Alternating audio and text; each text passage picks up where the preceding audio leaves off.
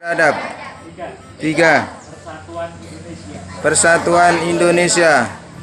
4. Kerakyatan yang dipimpin oleh hikmat kebijaksanaan dalam permusyawaratan perwakilan. 5. Keadilan sosial bagi seluruh rakyat Indonesia. Amanat pembina upacara. Untuk amanat, istirahat di tempat. Gerak. Tentu saja, alhamdulillah pada pagi hari ini kita masih bisa melaksanakan upacara rutin sebagaimana biasa. Dan ini alhamdulillah, semoga tidak panas seperti ini. Hari ini ada yang istimewa. Yang pertama, sebelum saya sampaikan beberapa hal, terima kasih pada anak-anakku yang sudah menjalankan bertugas sebagai petugas upacara, kemudian juga anak-anakku yang hari ini sebagai peserta. Keistimewaan pada hari ini adalah seragamnya warna-warni, dan itu justru malah bukan seragam tetapi beragam. Kalau seragam itu sama, beragam itu berbeda-beda. Keduanya bagus. Jangan dikira kalau berbeda itu tidak bagus, berbeda itu justru bagus. Kemarin baru saja saya lewat grup saya informasikan bahwa hari ini anak-anakku dan bapak ibu guru juga menggunakan seragam batik, tapi khusus batik karena ini memang hari batik.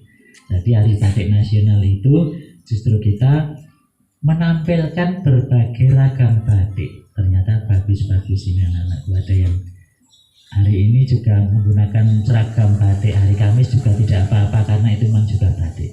Kemudian yang lain-lain juga bagus-bagus itu. Ini memberikan pelajaran pada kita bahwa bangsa kita ini beragam. Kalau beragam atau berbeda-beda itu memang harus saling menghargai. Semuanya bagus. Jangan sampai kita punya anggapan bahwa semuanya harus sama, semua harus seragam. Tidak. Justru perbedaan itulah yang menjadikan kita menjadi kuat dan saling menghargai. Sekelompok dari bangsa kita ini ada yang ingin mengganti dasar negara kita Pancasila menjadi paham komunis. Paham itu adalah cara pandang atau suatu anggapan, sesuatu yang diikuti atau sesuatu yang dianggap benar begitu. Jadi bangsa kita yang sudah punya Pancasila itu yang tiap kali Senin kita ucapkan itu mau diganti dengan ideologi lain, yaitu ideologi komunis. Nah, kemudian secara singkatnya, dari pergolakan itu menimbulkan banyak sekali korban, ya. Karena apa? Kalau sebuah negara itu ideologinya diganti dan kemudian kalau komunis itu memang tidak cocok dengan bangsa kita. Sebenarnya yang tidak cocok dengan bangsa kita tidak hanya komunis, tapi ada paham-paham lain yang sebenarnya memang tidak sejalan dengan Pancasila. Oleh karena itu bangsa kita mempertahankan adanya Pancasila itu, sehingga sampai sekarang kita peringati sebagai Hari Kesaktian Pancasila. Saat itu menimbulkan banyak sekali korban. Perebutan ideologi ini menimbulkan banyak sekali korban. Yang sekarang tentu saja kita harus senantiasa berhati-hati. Memang kalau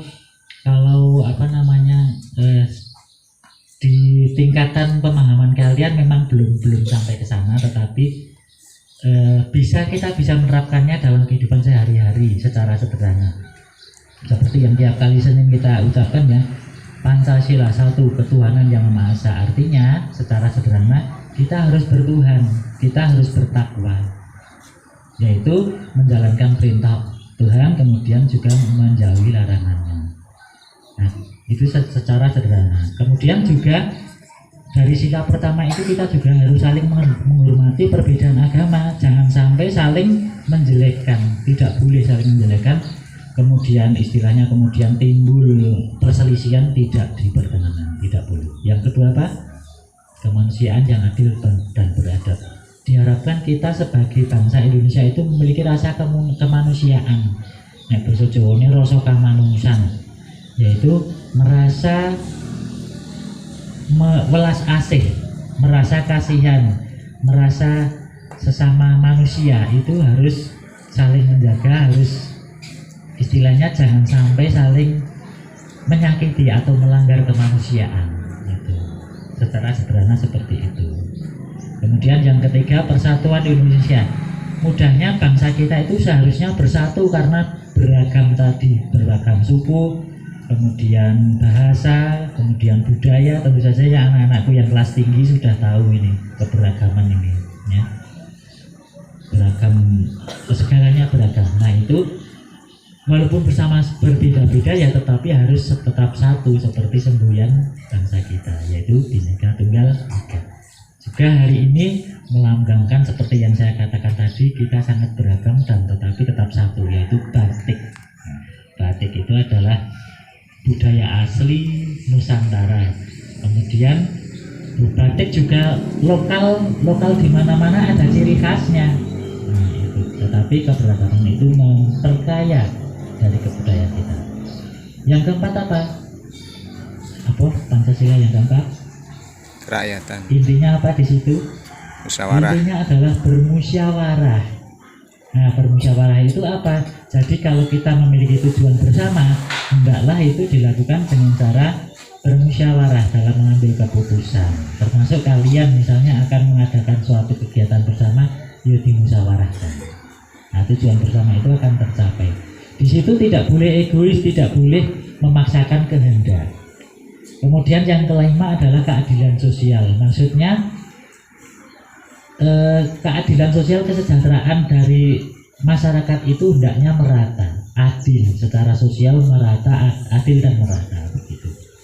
Tentu saja dalam kehidupan sehari-hari, tentu saja misalnya mudahnya kita itu dengan teman, yo ojo awal nek pamane ngewangi, bantu dan sebagainya. Membantu teman, kemudian lalu dalam kemasyarakatan secara lebih luas adalah saling bantu sesama manusia agar sama-sama mencapai kesejahteraan. Itu sederhananya, tapi kalau diuncai tenan Pancasila yo kokeh tenan. Jadi dalam kehidupan sehari-hari itu kita itu kalau menerapkan Pancasila itu sesungguhnya sudah lengkap. Apakah Pancasila bertentangan dengan agama? Jelas tidak.